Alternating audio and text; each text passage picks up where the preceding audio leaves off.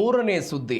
America ಅಧ್ಯಕ್ಷ Donald Trump ಮತ್ತು ಪ್ರಧಾನಿ ನರೇಂದ್ರ ಮೋದಿ ಫ್ರಾನ್ಸ್ನಲ್ಲಿ ನಡೆದಂತಹ G7 ಶೃಂಗಸಭೆಯಲ್ಲಿ ಭೇಟಿಯಾಗಿದ್ದು ಮಾತುಕತೆಯನ್ನು ನಡೆಸಿದ್ದು. G7 ಶೃಂಗಸಭೆಯ ಸದಸ್ಯ ರಾಷ್ಟ್ರವಲ್ಲದಾದರೂ ಕೂಡ ಭಾರತ ವಿಶೇಷ ಆಹ್ವಾನದ ಮೇರೆಗೆ ಹೋಗಿತ್ತು. ಅಂದರೆ ಪ್ರಧಾನಿ ನರೇಂದ್ರ ಮೋದಿ ಅವರು ಅದರಲ್ಲಿ ಭಾಗವಹಿಸಿದ್ದರು. ಪ್ರಧಾನಿ ನರೇಂದ್ರ ಮೋದಿ ಮತ್ತು ಅಮೆರಿಕದ ಅಧ್ಯಕ್ಷ ಡೊನಾಲ್ಡ್ ಟ್ರಂಪ್ ಸರಿಸುಮಾರು 16 ತಿಂಗಳುಗಳ ನಂತರ ಭೇಟಿಯಾದರು. ಅಂದರೆ ಭಾರತ ಮತ್ತು ಪಾಕಿಸ್ತಾನದ ನಡುವೆ ಆಪರೇಷನ್ ಸಿಂಧೂರ್ ಆಯಿತು. ಅವರು ಪಹಲ್ಗಾಮ್ ಮೇಲೆ ದಾಳಿಯಾಗಿತ್ತು. ಅದಾದ ನಂತರ ಡೊನಾಲ್ಡ್ ಟ್ರಂಪ್ ಹೇಳಿದ್ರು, ಈ ಯುದ್ಧವನ್ನು ನನ್ನೇ ನಿಲ್ಲಿಸಿದ್ದು, ನನ್ನ ನೇತೃತ್ವದಲ್ಲಿ ಕದನ ವಿರಾಮ ಆಗಿದೆ ಅಂತ ಭಾರತ ಅದನ್ನು ಅಲ್ಲಗಳೆದಿತ್ತು. ಮತ್ತೊಂದು ಕಡೆ ರಷ್ಯಾದಿಂದ ನಾವು ತೈಲವನ್ನು ಖರೀದಿ ಮಾಡ್ತಾ ಇದ್ದದಕ್ಕೆ ದಂಡನಾತ್ಮಕ ಸುಂಕವನ್ನೆಲ್ಲ ವಿಧಿಸಲಾಗಿತ್ತು. ಭಾರತದ ನಾಯಕತ್ವವನ್ನು ಇದೀಗ ಡೊನಾಲ್ಡ್ ಟ್ರಂಪ್ ಫ್ರಾನ್ಸ್ನಲ್ಲಿ ಕುಳಿತುಕೊಂಡು ಹಾಡಿ ಹೊಗಳು ಪ್ರಯತ್ನವನ್ನು ಮಾಡಿದ್ದಾರೆ. ಇದು ಒಂದು ಭಾಗ. ಮತ್ತೊಂದು ಕಡೆ ಚೀನಾ ಮತ್ತು ಪಾಕಿಸ್ತಾನ ಮೈತ್ರಿಯನ್ನು ಮಾಡಿಕೊಂಡು ಭಾರತದ ವಿರುದ್ಧ ಒಂದು ಶಕ್ತಿಯನ್ನು ರೂಪವಾಗಿ ಮಾಡಿಕೊಳ್ತಾ ಇದ್ದಾರೆ ಅನ್ನುವಂಥ ಒಂದು ಸುದ್ದಿಗಳೆಲ್ಲ ಚರ್ಚೆ ಆಗ್ತಾ ಇದೆ. ಈ ಕಾರಣಕ್ಕಾಗಿ ಭಾರತದ ಜೊತೆಗೆ ನಾನು ಸದಾ ಸಿದ್ಧನಿರ್ತೀನಿ, ಅದರಲ್ಲೂ ಕೂಡ ಪ್ರಧಾನಿ ನರೇಂದ್ರ ಮೋದಿಯವರು ದೇಶದ ನಾಯಕತ್ವವನ್ನು ವಹಿಸಿರೋ ತನಕವೂ ಕೂಡ ನಾನು ಅತ್ಯಂತ ಆತ್ಮೀಯ ಸ್ನೇಹಿತನಾಗಿ ಭಾರತಕ್ಕೆ ಇರ್ತೀನಿ ಅಂತ ಒಂದು ಭದ್ರತಾ ರಕ್ಷಣೆಯನ್ನು ಕೂಡ ಕೊಡೋ ಪ್ರಯತ್ನವನ್ನು ಯಾರು ಮಾಡಿದರು? ಅಮೆರಿಕಾದ ಅಧ್ಯಕ್ಷ ಡೊನಾಲ್ಡ್ ಟ್ರಂಪ್ ಮಾಡಿದ್ದಾರೆ. ಇದು ಸಹಜ. ಅಮೆರಿಕಾಗೆ 2 ದೇಶಗಳನ್ನು ಹಣಿಬೇಕು. ನಾನು ನಿನ್ನೆಯೂ ಕೂಡ ಹೇಳಿದೆ, ಇಡೀ ಜಗತ್ತಿನಲ್ಲಿ 2 ಬಣಗಳಿದೆ. ಒಂದು ಯುರೋಪಿಯನ್ ಯೂನಿಯನ್ ಮತ್ತು ಅಮೆರಿಕ ಸೇರಿಕೊಂಡು, ಮತ್ತೊಂದು ಕಡೆ ಚೀನಾ ಮತ್ತು ರಷ್ಯಾ ಒಂದು ಕಡೆ ಇದೆ. ನಾವು ರಷ್ಯಾ ಜೊತೆಗೂ ಕೂಡ ಚೆನ್ನಾಗಿದ್ದೀವಿ. ರಷ್ಯಾ ಜೊತೆಗೆ ಚೆನ್ನಾಗಿದೆ ಅನ್ನುವ ಕಾರಣಕ್ಕಾಗಿ ಅಮೆರಿಕಾದ ಜೊತೆಗೆ ನಮ್ದೆಲ್ಲ ಸ್ನೇಹ ಸಂಬಂಧ ಹಾಳಾಗಿದೆ ಅಂತಲ್ಲ, ಅಮೆರಿಕಾದ ಜೊತೆಗೂ ಕೂಡ ನಾವು ಚೆನ್ನಾಗಿದ್ದೀವಿ. ಇದಕ್ಕೆ ಪುಷ್ಟಿ ಎನ್ನುವಂತೆ ಮೋದಿಯವರನ್ನು ಡೊನಾಲ್ಡ್ ಟ್ರಂಪ್ ಅವರು ಫ್ರಾನ್ಸ್ನಲ್ಲಿ ಹಾಡಿ ಹೋಗಲಿರೋದು. ಏನೇನಂದ್ರು ಡೊನಾಲ್ಡ್ ಟ್ರಂಪ್, ಇದರಿಂದ ಭಾರತಕ್ಕೆ ಲಾಭ ಏನು? ಡೀಟೇಲ್ಸ್ ನೋಡ್ತಾ ಹೋಗೋಣ. ಮೋದಿ ಸುಂದರ ವ್ಯಕ್ತಿ, ಡೀಲ್ನಲ್ಲಿ ಮಾತ್ರ ಕಿಲ್ಲರ್ ಅಂತ ಹೇಳಿದರು. ನೋಡೋದಕ್ಕೆ ಸುಂದರ, ಬಹಳ ಚೆನ್ನಾಗಿದ್ದಾರೆ, ಆದರೆ ಡೀಲ್ಗಳನ್ನು ಸಂಧಾನ ಮಾಡ್ಕೊಳ್ಬೇಕಾದಾಗ, ವ್ಯಾಪಾರ ಒಪ್ಪಂದಗಳನ್ನು ಮಾಡ್ಕೊಂಡು ಬಂದಾಗ ಒಬ್ಬ ಗಟ್ಟಿಯಾದಂತಹ ವ್ಯಕ್ತಿ ಅಂತ ಇವರು ಹೇಳಿದರು. ಪ್ರಧಾನಿ ಮೋದಿಯವರ ರಾಜತಾಂತ್ರಿಕತೆಗೆಲ್ಲ ಡೊನಾಲ್ಡ್ ಟ್ರಂಪ್ ಇದಾದರು. ಮೋದಿ ನೋಡೋದಕ್ಕೆ ಅತ್ಯಂತ ಸುಂದರ ವ್ಯಕ್ತಿ, ಆದರೆ ಡೀಲ್ನಲ್ಲಿ ಎಲ್ಲ ಕಿಲ್ಲರ್ ಅಂತೆಲ್ಲ ಹೇಳಿದರು. ಮೋದಿಯವರನ್ನು ಚಾಣಾಕ್ಷ ಸಂಧಾನಕಾರ ಅಂತೆಲ್ಲ ಬಣ್ಣಿಸಿದರು. ಎದುರಾಳಿಯನ್ನು ಮಣಿಸುವ ಮೋದಿಯವರ ಶೈಲಿಗೆ ಅಮೆರಿಕ ಅಧ್ಯಕ್ಷರೆಲ್ಲ ಮೆಚ್ಚುಗೆಯನ್ನು ವ್ಯಕ್ತಪಡಿಸಿದರು. ನಿನ್ನೆ ಮಾತುಕತೆ ಆಯಿತು. ನಾವು ನಿನ್ನೆ ಸುದ್ದಿ ಅಷ್ಟೇ ನೋಡಿದ್ವಿ. ಒಂದು ಸುದ್ದಿಯನ್ನು ಭೇಟಿ ಆಗಲಿಲ್ಲ, ಅಪ್ಪುಗೆ ಆಗಲಿಲ್ಲ, ಕೇವಲ ಹ್ಯಾಂಡ್ಶೇಕ್ ಮುಖಾಂತರ ಎಲ್ಲ ಮುಗಿದೋಯಿತು. ಅಂದರೆ ಜಾಗತಿಕ ವೇದಿಕೆಯಲ್ಲಿ ಭಾರತದ ಆಕ್ರೋಶವನ್ನು ತೋರಿಸೋ ಪ್ರಯತ್ನವನ್ನು ಪ್ರಧಾನಿ ನರೇಂದ್ರ ಮೋದಿ ಅವರು ಮಾಡಿದ್ರು ಅಂತ. ಅದಾದ ನಂತರ ಇಬ್ಬರು ನಾಯಕರು ಕೂಡ ಎಲ್ಲ ಭೇಟಿಯಾದರು. ದೇವದೂತನಂತೆ ಕಂಡರೂ ಕೂಡ ಅವರೊಬ್ಬ ಈ ಸಂಧಾನದ ವಿಚಾರದಲ್ಲಿ ಕಿಲ್ಲರ್. ಮೋದಿ ನೋಡೋದಕ್ಕೆ ಅತ್ಯಂತ ಸುಂದರ ವ್ಯಕ್ತಿ, ದೇವದೂತನಂತೆ ಕಾಣ್ತಾರೆ. ವ್ಯಾಪಾರ ಸಂಧಾನ ಅಂತ ಬಂದಾಗ ಅವರೆಲ್ಲ ಕಠಿಣ ನಿಲುವನ್ನು ತೆಗೆದುಕೊಳ್ತಾರೆ ಅಂತ. ಇದಕ್ಕೆ ಯಾಕೆ ಅಂತ ಹೇಳಿದಾಗ ನೀವು ನೋಡಿ, ಭಾರತ ಮತ್ತು ಪಾಕಿಸ್ತಾನದ ನಡುವೆ ಕಳೆದ ಏಪ್ರಿಲ್ 22ರಲ್ಲಿ ಪಹಲ್ಗಾಮ್ನಲ್ಲಿ ದಾಳಿಯಾದಾಗ ಆಪರೇಷನ್ ಸಿಂಧೂರ್ ಆಯಿತು. ಮೇ ಮೊದಲ ವಾರದಲ್ಲಿ ಭಾರತ ಶುರು ಮಾಡಿತು. ಘರ್ಷಣೆ ಹೆಂಗಿತ್ತು ಅಂತ ಹೇಳಿದರೆ, ಸ್ವತಃ ಪಾಕಿಸ್ತಾನದ ಒಳಗಡೆ ಹೋಗಿ ನಮ್ಮ ಕ್ಷಿಪಣಿಗಳೆಲ್ಲ ದಾಳಿ ಮಾಡಿತ್ತು. ಪಾಕಿಸ್ತಾನ ಅಕ್ಷರಶಃ ಜರ್ಜರಿತ ಆಯಿತು. ಭಾರತ ಸರ್ಕಾರ ಹೇಳುವಂಥ ವಾದ ಏನು ಅಂತ ಹೇಳಿದರೆ, ಸ್ವತಃ ಪಾಕಿಸ್ತಾನದವರೇ ಬಂದು ಭಾರತವನ್ನು ಕೇಳಿಕೊಂಡ್ರು, ಕದನ ವಿರಾಮದ ಬಗ್ಗೆ ಮಾತುಕತೆಯನ್ನು ನಡೆಸೋಣ, ಸೀಸ್ ಫೈರ್ ಬಗ್ಗೆ ಮಾತುಕತೆಯನ್ನು ನಡೆಸೋಣ, ಈ ಯುದ್ಧ ಕಂಟಿನ್ಯೂ ಆಗೋದು ಬೇಡ ಅಂತ ಸ್ವತಃ ಪಾಕಿಸ್ತಾನದವರು ಕೇಳಿದ್ರು. ಈ ಮುಖಾಂತರ ಕದನ ವಿರಾಮ ಘೋಷಣೆ ಆಯಿತು ಅಂತ ಭಾರತ ಸರ್ಕಾರ ಹೇಳಿತು. ಆದರೆ ಡೊನಾಲ್ಡ್ ಟ್ರಂಪ್ ಪುನರಪಿ ಒಂದು 7-8 ಬಾರಿ ಏನು ಹೇಳಿಕೆ ಕೊಟ್ಟರು, ನನ್ನ ಮಧ್ಯಸ್ಥಿಕೆಯಲ್ಲಿ ಭಾರತ ಮತ್ತು ಪಾಕಿಸ್ತಾನದ ನಡುವಿನ ಈ ಕದನಗಳು ಏನಿತ್ತು ಅದೆಲ್ಲವೂ ಕೂಡ ಆಯಿತು ಅಂತ. ಇದೇ ವಿಚಾರವಾಗಿ ಡೊನಾಲ್ಡ್ ಟ್ರಂಪ್ ಮತ್ತು ಪ್ರಧಾನಿ ನರೇಂದ್ರ ಮೋದಿ ದೂರವಾಣಿ ಸಂಭಾಷಣೆಯಲ್ಲಿ ಮಾತನಾಡಿದರು. ದೂರವಾಣಿ ಸಂಭಾಷಣೆಯಲ್ಲಿ ಮಾತನಾಡಿ ಪ್ರಧಾನಿಗಳು ಅವತ್ತೇನು ಹೇಳಿದ್ರು ಅಂತ ಹೇಳಿದ್ರೆ, ಇದು ಕೇವಲ ದ್ವಿಪಕ್ಷೀಯ ವಿಚಾರ ಮಾತ್ರ, 3ನೇ ದೇಶದ ಮಧ್ಯಸ್ಥಿಕೆಗೆ ಇಲ್ಲಿ ಅವಕಾಶ ಇಲ್ಲ. ಯಾವುದೇ ಕಾರಣಕ್ಕೂ 3ನೇ ದೇಶ ಪಾಕಿಸ್ತಾನ ಮತ್ತು ಭಾರತ, ಪಾಕಿಸ್ತಾನ ಮತ್ತು ಜಮ್ಮು ಕಾಶ್ಮೀರದ ವಿಚಾರದಲ್ಲಿ 3ನೇ ದೇಶದ ಅವಕಾಶವೇ ಇಲ್ಲ, 3ನೇ ದೇಶದ ಭಾಗವಹಿಸಿಕೆಗೆ ಅವಕಾಶ ಇಲ್ಲ ಅಂತ ಯಾರು ಹೇಳಿದ್ರು? ಪ್ರಧಾನಿ ನರೇಂದ್ರ ಮೋದಿ ಹೇಳಿದ್ರು. ಈ ವಿಚಾರವನ್ನು ಪುನರಪಿ ತೆಗೆದುಕೊಂಡು ಮುಖಾಂತರ ಅವರು ಏನು ಹೇಳಿದ್ರು, ಈ ಸಂಧಾನದ ವಿಚಾರ, ದೇಶದ ನಿಲುವನ್ನು ತೆಗೆದುಕೊಳ್ಳುವಂಥ ವಿಚಾರದಲ್ಲಿ ಪ್ರಧಾನಿ ನರೇಂದ್ರ ಮೋದಿ ಕಠಿಣ ನಿಲುವನ್ನು ತೆಗೆದುಕೊಳ್ತಾರೆ ಅಂತ ಅವರು ಹೇಳಿಕೆ ಕೊಡೋ ಪ್ರಯತ್ನವನ್ನು ಮಾಡಿದರು. 2ನೇ ಬೆಳವಣಿಗೆ, ಇರಾನ್ ಮತ್ತು ಅಮೆರಿಕಾದ ನಡುವೆ ಯುದ್ಧ ಶುರುವಾದಂತಹ ಸಮಯದಲ್ಲೂ ಕೂಡ ಭಾರತದ ಸ್ಟ್ಯಾಂಡ್ ಏನಾಗಿತ್ತು? ಶಾಂತಿ ನೆಲೆಸಬೇಕು ಎನ್ನುವಂತಹ ಸ್ಟ್ಯಾಂಡನ್ನೇ ಭಾರತ ತೆಗೆದುಕೊಳ್ತು. ನಾವು ಅಮೆರಿಕಾದ ಜೊತೆಗೆ ಮಿತ್ರತ್ವವನ್ನು ವಹಿಸಿಕೊಂಡಿದ್ದೀವಿ ಅನ್ನೋ ಕಾರಣಕ್ಕಾಗಿ ಅಮೆರಿಕಾದ ಪರವಾಗಿ, ಅಥವಾ ಇರಾನ್ ನಮಗೆ ತೈಲ ಪೂರೈಕೆ ಮಾಡುತ್ತೆ ಅನ್ನುವ ಕಾರಣಕ್ಕಾಗಿ ಅವರ ಪರವಾಗಿ ಅಂತಲ್ಲ. ರಷ್ಯಾ ಮತ್ತು ಉಕ್ರೇನ್ ಯುದ್ಧ ಆದಂತಹ ಸಮಯದಲ್ಲೂ ಕೂಡ ಮೋದಿ ರಷ್ಯಾಗೆ ಭೇಟಿ ಕೊಟ್ಟರು, ಉಕ್ರೇನಿಗೆ ಭೇಟಿ ಕೊಟ್ಟರು. ಅದು ಪ್ಯಾಲೆಸ್ತೈನ್ ಮತ್ತು ಇಸ್ರೇಲ್ ನಡುವೆ ಘರ್ಷಣೆಗಳು ಶುರುವಾದಂತಹ ಸಮಯದಲ್ಲೂ ಕೂಡ, ಅಂದರೆ ಗಾಜಾಪಟ್ಟಿ ಮತ್ತು ಇಸ್ರೇಲ್ನ ಯುದ್ಧ ಶುರುವಾದಂತಹ ಸಮಯದಲ್ಲೂ ವಿಚಾರದಲ್ಲೂ ಕೂಡ ಶಾಂತಿ ಮಾತುಕತೆಗಳಾಗಬೇಕು, ಮಾತುಕತೆಯ ಮುಖಾಂತರ ಇದನ್ನು ಬಗೆಹರಿಸಿಕೊಳ್ಬೇಕು ಅಂತ ಒಂದು ವಿದೇಶಾಂಗ ನೀತಿಯನ್ನು ಪ್ರದರ್ಶನ ಮಾಡುತ್ತಲ್ಲ, ಅದನ್ನು ಇವತ್ತು ಹಾಡಿ ಹೋಗುವ ಪ್ರಯತ್ನವನ್ನು ಡೊನಾಲ್ಡ್ ಟ್ರಂಪ್ ಅವರು ಮಾಡಿದ್ದಾರೆ. ಇದು ಒಂದು ಬೆಳವಣಿಗೆ. ಮತ್ತೊಂದು ಏನು ಅಂತ ಹೇಳಿದ್ರೆ, ಮೋದಿ ಪ್ರಧಾನಿಯಾಗಿದ್ದರೆ ಭಾರತದ ಬೆನ್ನಿಗೆ ಅಮೆರಿಕ. ಪ್ರಧಾನಿ ನರೇಂದ್ರ ಮೋದಿ ಭಾರತದ ನಾಯಕತ್ವವನ್ನು ವಹಿಸಿದ್ರೆ ಭಾರತಕ್ಕೆ ಯಾವಾಗಲೂ ಕೂಡ ಅಮೆರಿಕ ಸಪೋರ್ಟ್ ಆಗಿರುತ್ತೆ ಅಂತ ಭಾರತದ ಭದ್ರತೆಗೆ ಒಂದು ಬಿಗ್ ಗ್ಯಾರಂಟಿಯನ್ನು ಕೊಟ್ಟಿದ್ದಾರೆ ಅಮೆರಿಕದ ಅಧ್ಯಕ್ಷರು. ಭಾರತದ ಮೇಲೆ ದಾಳಿ ಆದರೆ ಅಮೆರಿಕ ಸಹಾಯಕ್ಕೆ ಓಡೋಡಿ ಬರುತ್ತೆ ಅಂತ, ನ್ಯಾಟೋ ರಾಷ್ಟ್ರಗಳ ರೀತಿಯೆಲ್ಲ ನಾವು ಅವರಿಗೆ ಸಹಾಯ ಮಾಡ್ತೀವಿ ಅಂತ ಅವರೆಲ್ಲ ಒಂದು ಹಾಕಿದ್ದಾರೆ. ಆದರೆ ಈ ಭರವಸೆಗೆಲ್ಲ ಟ್ರಂಪ್ ಒಂದು ಕಂಡೀಷನ್ ಹಾಕಿದ್ದಾರೆ, ಮೋದಿ ನಾಯಕನಾಗಿದ್ದರೆ ಮಾತ್ರ ಭಾರತದ ಬೆಂಬಲಕ್ಕೆ ಅಮೆರಿಕ ಇರುತ್ತೆ, ಲಿಖಿತ ಒಪ್ಪಂದ ಇಲ್ಲದಿದ್ದರೂ ಕೂಡ ಭಾರತಕ್ಕೆ ಒಂದು ರಕ್ಷಣಾ ಕವಚವಾಗಿ ನಾವಿರ್ತೀವಿ ಅಂತ ಅವರು ಹೇಳ್ತಾ ಇರೋದು. ನೀವು ನೋಡಿ, 1962ರಲ್ಲಿ ಭಾರತ ಮತ್ತು ಚೀನಾದ ನಡುವೆ ಯುದ್ಧ ಆಯಿತು. ಆ ಯುದ್ಧದಲ್ಲಿ ಭಾರತ ಸೋತು. ಈ ಯುದ್ಧ ಆದಂತಹ ಸಮಯದಲ್ಲಿ ಪ್ರಧಾನಿ ಜವಾಹರ್ಲಾಲ್ ನೆಹರು ಅವರು ಅಮೆರಿಕಕ್ಕೆ ಪತ್ರ ಬರೀತಾರೆ, ನಮಗೆ ರಕ್ಷಣಾ ಸಾಮಗ್ರಿಗಳ ಅವಶ್ಯಕತೆ ಇದೆ ಅಂತ. ಅವತ್ತು ಜಾನ್ ಎಫ್ ಕೆನಡಿ ಅವರ ಸರ್ಕಾರ ಭಾರತಕ್ಕೆ ಸಹಾಯ ಮಾಡಿತ್ತು, ತಮ್ಮ ಬಳಿ ಇದ್ದಂತಹ ರಕ್ಷಣಾ ಸಾಮಗ್ರಿಗಳನ್ನು ನಮಗೆ ಕೊಟ್ಟಿತ್ತು. ಒಂದು. ಎರಡನೇದ್ದು, 1999ರಲ್ಲಿ ಕಾರ್ಗಿಲ್ ಯುದ್ಧ ಆಯಿತು ಭಾರತ ಮತ್ತು ಪಾಕಿಸ್ತಾನದ ನಡುವೆ. ಅವತ್ತು ಕೂಡ ರಾಜತಾಂತ್ರಿಕವಾಗಿ ಅಮೆರಿಕ ಭಾರತಕ್ಕೆ ಸಪೋರ್ಟ್ ಮಾಡಿತ್ತು. ಪಾಕಿಸ್ತಾನದ ಅಧ್ಯಕ್ಷರನ್ನ ಎಲ್ಲಿಗೆ ಕರೆಸಿಕೊಂಡು, ಸ್ವತಃ ಅಮೆರಿಕ ಕರೆಸಿಕೊಂಡು ಭಾರತದ ವಿರುದ್ಧ ಮಾಡ್ತಾ ಇರುವಂತಹ ದಾಳಿಯನ್ನು ತಕ್ಷಣವೇ ನಿಲ್ಲಿಸಬೇಕು ಅಂತ ಅಮೆರಿಕ ಅವತ್ತು ಯಾರಿಗೆ ಎಚ್ಚರಿಕೆ ಕೊಟ್ಟಿದ್ರು? ಪಾಕಿಸ್ತಾನಕ್ಕೆ ಎಚ್ಚರಿಕೆ ಕೊಟ್ಟಿದ್ರು. ಒಂದು ಬೆಳವಣಿಗೆ. ಮತ್ತೊಂದು ಬೆಳವಣಿಗೆ ಏನು ಅಂತ ಹೇಳಿದ್ರೆ, 2020ರಲ್ಲಿ ಈ ಗಲ್ವಾನ್ ಕಣಿವೆಯಲ್ಲಿ ಚೀನಾದವರು ಭಾರತದ ಮೇಲೆ ದಾಳಿ ಮಾಡಿದ್ರಲ್ಲ, ಗಲ್ವಾನ್ ಕಣಿವೆಯಲ್ಲಿ, ಅವತ್ತು ಕೂಡ ಭಾರತದ ಪರವಾಗಿ ಅಮೆರಿಕಾದವರು ನಿಂತಿದ್ರು. ಹೀಗೆ ಅನೇಕ ಬಾರಿ ಅವರು ನಿಂತಿದ್ದಾರೆ. ಆದರೆ ಒಂದು ಯುದ್ಧದಲ್ಲಿ ಮಾತ್ರ ಭಾರತದ ವಿರುದ್ಧ ಅಮೆರಿಕ ನಿಂತಿತ್ತು. ಯಾವುದು? 1971ರಲ್ಲಿ ಬಾಂಗ್ಲಾ ವಿಮೋಚನಾ ಯುದ್ಧ ಆಯ್ತಲ್ಲ, ಬಾಂಗ್ಲಾ ಪ್ರತ್ಯೇಕ ಪಾಕಿಸ್ತಾನದ ವಿರುದ್ಧ.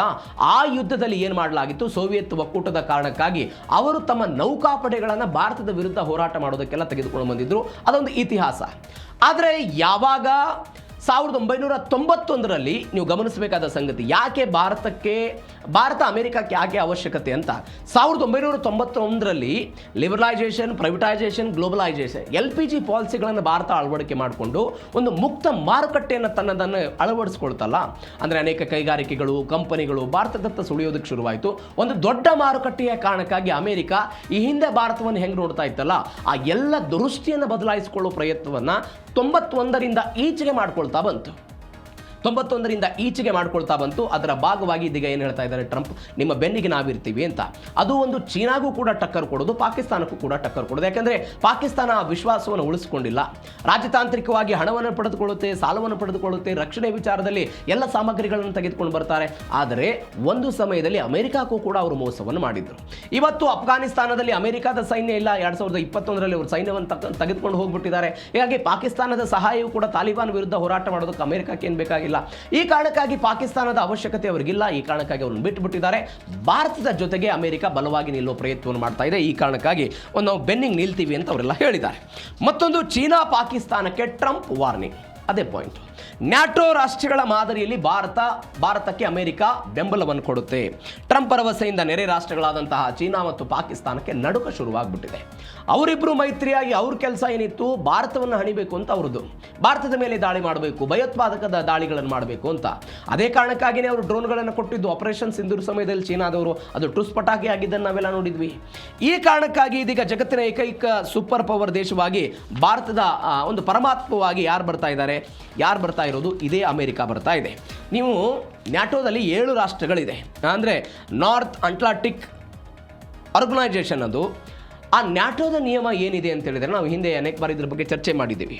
ನ್ಯಾಟೋ ಸದಸ್ಯ ದೇಶಗಳಲ್ಲಿ ಯಾವುದಾದ್ರೂ ಒಂದು ದೇಶದ ಮೇಲೆ ದಾಳಿಯಾದರೆ, ಉದಾಹರಣೆಗೆ ಅಮೆರಿಕ ಸದಸ್ಯ ದೇಶ, ಅಮೆರಿಕದ ಮೇಲೆ ಯಾವುದಾದ್ರೂ ಒಂದು ದೇಶ ದಾಳಿ ಮಾಡಿದರೆ ನ್ಯಾಟೋದ ಜೊತೆಗಿರುವಂತಹ ಉಳಿದೆಲ್ಲ ದೇಶಗಳು ಕೂಡ ನನ್ನ ಮೇಲೆ ಆಗ್ತಾ ಇರುವಂತಹ ದಾಳಿ ಅನ್ನುವ ಕಾರಣಕ್ಕಾಗಿ ಅವರು ಕೂಡ ಅಮೆರಿಕದ ಸಹಾಯಕ್ಕೆ ಬರಬೇಕಾಗುತ್ತೆ. ಇದು ನ್ಯಾಟೋ ಪ್ರತಿಪಾದನೆ ಮಾಡುವಂಥ ಮೊದಲ ನಿಯಮ. ಇದೀಗ ಆ ಮಾದರಿಯಲ್ಲಿ ನಾನು ಯಾರಿಗೆ ಸಹಾಯ ಮಾಡ್ತೀನಿ, ಭಾರತಕ್ಕೆ ಸಹಾಯ ಮಾಡ್ತೀನಿ ಅಂತ ಅಮೆರಿಕ ಒಂದು ಅಭಯ ಹಸ್ತವನ್ನು ಕೊಡ್ತಾ ಇದೆ. ಈ ಕಾರಣಕ್ಕಾಗಿ ನಾವೆಲ್ಲ ಸಹಾಯ ಮಾಡ್ತೀವಿ ಅಂತ. ಚೀನಾದ ನಿಯಂತ್ರಣಕ್ಕಾಗಿ ಕ್ವಾಡ್ ಶೃಂಗಸಭೆ ಇತ್ತೀಚೆಗೆ ಭಾರತದಲ್ಲಾಗಿತ್ತು. ಆ ಸಮಯದಲ್ಲಿ ಅಮೆರಿಕ, ಭಾರತ, ಜಪಾನ್ ಮತ್ತು ಆಸ್ಟ್ರೇಲಿಯಾ ಇವರೆಲ್ಲರೂ ಕೂಡ ಸೇರಿಕೊಂಡು ಹಿಂದೂ ಮಹಾಸಾಗರದ ವಿಚಾರ ಆಗಿರ್ಬೋದು, ಈ ಎಲ್ಲ ಕಾರಣಕ್ಕಾಗಿ ಚೀನಾವನ್ನು ನಿಯಂತ್ರಣಕ್ಕೆ ತೆಗೆದುಕೊಳ್ಬೇಕು ಅಂತ ಕ್ವಾಡ್ ಶೃಂಗಸಭೆ ಇದೆ. ಈ ಕ್ವಾಡ್ನ ಮುಖಾಂತರ ಅದನ್ನು ನಿಯಂತ್ರಣ ಮಾಡೋ ಪ್ರಯತ್ನವನ್ನು ಮಾಡ್ತಾ ಇದ್ರು. ಇದರ ಒಟ್ಟಾರೆ ಬೆಳವಣಿಗೆ ಏನು ಅಂತ ಹೇಳಿದ್ರೆ, ಚೀನಾಗೆ ಹತ್ತಿರವಿರುವಂತಹ ಭಾರತದ ಮುಖಾಂತರ ಚೀನಾವನ್ನು ಹಣಿಬೇಕು ಅಂತ. ಈಗ ಭಾರತವು ಕೂಡ ಏನು ಆಲೋಚನೆ ಮಾಡ್ತಾ ಇದೆ, ಒಟ್ಟಾರೆ ಚೀನಾದ ಮಾರುಕಟ್ಟೆ ಆಗಿರ್ಬೋದು, ಜಾಗತಿಕವಾಗಿರ್ಬೋದು, ಅವರ ಪ್ರಾಬಲ್ಯ ಏನಿದೆ ಅದನ್ನು ಕುಂಠಿತ ಮಾಡಬೇಕು ಅನ್ನುವಂತಹ ಆಲೋಚನೆ ಭಾಗವಾಗಿ ಇದೆಲ್ಲ ಆಗ್ತಾ ಇದೆ. ಈ ಕಾರಣಕ್ಕಾಗಿ ಇಂಥದ್ದೊಂದು ಪ್ರಯತ್ನ ಅಂತ.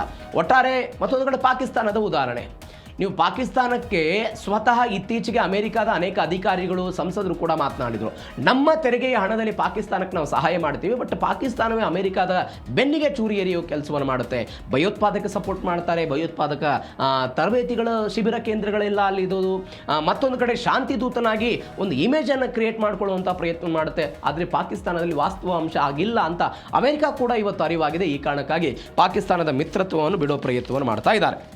ಮತ್ತೊಂದು, ನಾವಿಕರ ಸುರಕ್ಷತೆ ಬಗ್ಗೆ ನರೇಂದ್ರ ಮೋದಿ ಗಂಭೀರ ಕಾಳಜಿ. ಅಂದರೆ 3 ಹಡಗುಗಳ ಮೇಲೆ 1 ವಾರದಲ್ಲಿ ದಾಳಿ, 3 ಜನ ನಾವಿಕರು ಮೃತಪಟ್ಟರು, ಅನೇಕ ಹಡಗುಗಳಿಗೆ ದಾಳಿಯಾಯಿತು. ಈ ದಾಳಿಗೆ ಅಮೆರಿಕ ಕಾರಣ ಆಗಿತ್ತು, ಅಮೆರಿಕಾದವರು ದಾಳಿ ಮಾಡಿದರು. ಆ ಅಮೆರಿಕಾದ ದಾಳಿಗೆ ಪ್ರಧಾನಿ ನರೇಂದ್ರ ಮೋದಿ ಇದರ ಬಗ್ಗೆ ಪ್ರಶ್ನೆ ಮಾಡಿದರು ಅಂತಾರಾಷ್ಟ್ರೀಯ ವೇದಿಕೆಯಲ್ಲಿ. ಅವರಿಗೆಲ್ಲ ನ್ಯಾಯ ಸಿಗಬೇಕು ಅಂತ ಟ್ರಂಪ್ ಎದುರುಗಡೆ ಭಾರತೀಯ ನಾವಿಕರ ರಕ್ಷಣೆಗೆ ಪ್ರಧಾನಿ ನರೇಂದ್ರ ಮೋದಿ ಆಗ್ರಹಿಸಿದರು. ಸಮುದ್ರಯಾನದ ಸ್ವಾತಂತ್ರ್ಯ ಮತ್ತು ನಾವಿಕರ ಸುರಕ್ಷತೆಗೆ ನಮ್ಮ ಮೊದಲ ಆದ್ಯತೆ ಅಂತ. ಇರಾನ್ ಒಪ್ಪಂದದಲ್ಲಿ ನಾವಿಕರ ಭದ್ರತೆಯನ್ನು ಕೂಡ ಸೇರಿಸಬೇಕು ಅಂತ. ಈಗ ಇರಾನ್ ಏನು ಮಾಡುತ್ತೆ, ನಮ್ಮ ನಿಯಮಗಳನ್ನು ಮೀರಿ ಹೋಗ್ತಿದ್ದಾರೆ ಅಂತ ಅವರು ಕೂಡ ದಾಳಿ ಮಾಡಿದರು ಕೆಲ ಹಡಗುಗಳ ಮೇಲೆ. ಅಮೆರಿಕಾದವರು ಇಲ್ಲ, ನಾನು ನೌಕಾದಿಗ್ಬಂಧನ ಏರಿದ್ದೀನಿ, ನಮ್ಮ ನಿಯಮಗಳನ್ನು ಇವರು ಮೀರ್ತಾ ಇದ್ದಾರೆ ಅಂತ ಅಮೆರಿಕಾದವರು ದಾಳಿ ಮಾಡೋ ಪ್ರಯತ್ನ. ಹೀಗಾಗಿ ಈ ಒಪ್ಪಂದದ ಮಾತುಕತೆಯಲ್ಲಿ ಈ ನಾವಿಕರ ಸುರಕ್ಷತೆಗೆ ಅವಕಾಶ ಇರಬೇಕು, ಅದ್ರ ಬಗ್ಗೆ ಎಲ್ಲ ಸೇರಿಸಿ ಅಂತ. ಜಾಗತಿಕ ತೈಲ ಮಾರ್ಗದಲ್ಲಿ ಲಕ್ಷಾಂತರ ಭಾರತೀಯರ ಹಿತರಕ್ಷಣೆಗೆಲ್ಲ ಮೋದಿ ಪಣ ತೊಟ್ಟಿದ್ದಾರೆ. ಪಶ್ಚಿಮ ಏಷ್ಯಾದಲ್ಲಿನ ಭಾರತೀಯರ ಪ್ರಾಣಕ್ಕೆ ಬೆಲೆ ಕೊಡುವಂತೆಲ್ಲ ಖಡಕ್ ಸಂದೇಶ ಕೊಟ್ಟಿದ್ದಾರೆ. ಇದಕ್ಕೆ ಬೆಸ್ಟ್ ಎಕ್ಸಾಂಪಲ್ ಅಂತ ಹೇಳಿದ್ರೆ, ಈ ನಾವಿಕರಾಗಿ ಹಡಗು ಪ್ರಪಂಚದಲ್ಲಿ ಕೆಲಸ ಮಾಡೋದಕ್ಕೆ ಭಾರತೀಯರು ಸಿಕ್ಕಾಪಟ್ಟೆ ಜನ ಕೆಲಸ ಮಾಡ್ತಾ ಇದ್ದಾರೆ. ಅದು ಜಗತ್ತಿನ ಬೇರೆ ಬೇರೆ ಕಡೆಗಳಲ್ಲಿ ಭಾರತೀಯ ಮೂಲದವರು ಕೆಲಸವನ್ನು ಮಾಡ್ತಾ ಇರೋದು. ಅದರಲ್ಲೂ ವಿಶೇಷವಾಗಿ ನಾವಿಕರಾಗಿ, ಬೇರೆ ಬೇರೆ ಎಂಜಿನಿಯರ್ಗಳಾಗಿ ಅದರಲ್ಲಿರುವಂಥ ವಿವಿಧ ಹುದ್ದೆಗಳನ್ನು ಅಲಂಕಾರ ಮಾಡಿದ್ದಾರೆ. ಹೀಗಾಗಿ ಅವರ ಭದ್ರತೆ ಭಾರತಕ್ಕೆ ಮುಖ್ಯ ಆಗಿದೆ. ಹೀಗಾಗಿ ಅಂತಾರಾಷ್ಟ್ರೀಯ ವೇದಿಕೆ ಮುಖಾಂತರ ಅದನ್ನು ಹೇಳೋ ಪ್ರಯತ್ನವನ್ನು ಮಾಡಿದ್ದಾರೆ. ಭಾರತೀಯ ನಾವಿಕರ ಕರ್ತವ್ಯವನ್ನು ನಾವೆಲ್ಲ ಮೆಚ್ಚಬೇಕು, ಅವರ ಜೀವಕ್ಕೆ ಅವಕಾಶ ಸಿಗಬೇಕು ಅಂತ. ಮತ್ತೊಂದು ಕಡೆ ಹೌಡಿ ಮೋದಿ ಅಜಯ ಸ್ನೇಹ, ನಿಮಗೆಲ್ಲ ನೆನಪಿರ್ಬೋದು. ಡೊನಾಲ್ಡ್ ಟ್ರಂಪ್ ಅಧ್ಯಕ್ಷರಾದ ನಂತರ ಹೌಡಿ ಮೋದಿ ಅನ್ನುವಂತಹ ಕಾರ್ಯಕ್ರಮವನ್ನು ಅಮೆರಿಕಾದಲ್ಲಿ ಆಯೋಜನೆ ಮಾಡಿದ್ರು.